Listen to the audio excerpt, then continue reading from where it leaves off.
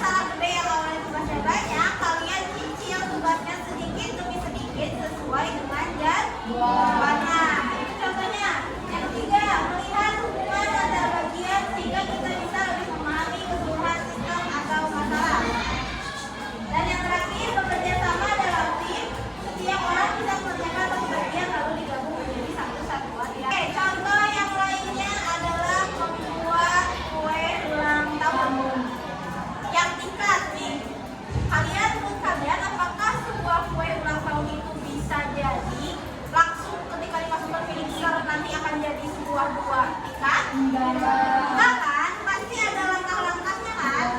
Nah, langkah pertamanya biasanya apa dulu? Beli bahannya dulu, terus menyiapkan alat dan bahannya, terus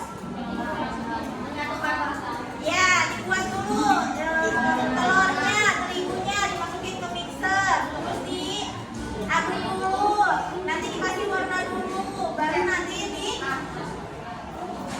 dituangkan ke cetakan, terus di oven, setelah di oven dikeluarkan, udah dikeluarkan nanti gue belum tahu kok dibakar, dihias dulu, nanti kan dihiasnya 2 tingkat tuh. Aktivitas 1, game langkahku ke sekolah. Kalian akan membuat urutan kegiatan dari bangun tidur sampai kalian tiba di sekolah. Tapi kalian harus menulisnya seperti kalian sedang memberi perhitungan. Dede, mana Dede? Oke. Coba sebutkan contoh kegiatan Dede tadi apa? Komputasi recomposition itu. Bangun tidur. Oke. Terus membaca teman tidur. Terus sholat subuh, mandi, pakai seragam,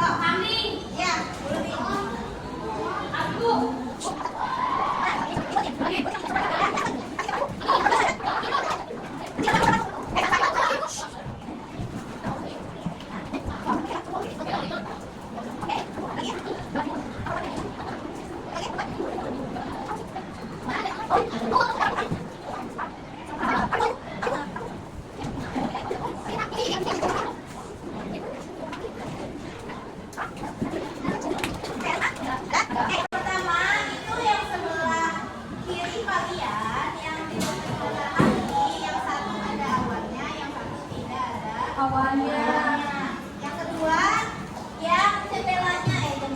Ventilasinya gimana? Miring ya, yang harusnya bentuknya segi-empat. Jadi ada yang sapi itu tidak ada coraknya, coret. Nah, ini semua adalah pola ya. Jadi ketika kalian menentukan ada yang beda, kalian lihat dulu kan pola yang ini. Kalian disamakan kan gambarnya? Disamakan nggak gambarnya? Disamakan. Nah, itu adalah sebuah Pola. ada lagi. Coba perhatikan gambar klasifikasi menggigit dan tidak menggigit di bawah. Apa aja yang menggigit dan tidak menggigit? Pikir komputasional secara abstraction atau abstrak. Apa maksudnya? Itu adalah menyederhanakan sebuah masalah. Apa sih abstraksi? Adalah proses menyederhanakan suatu permasalahan dan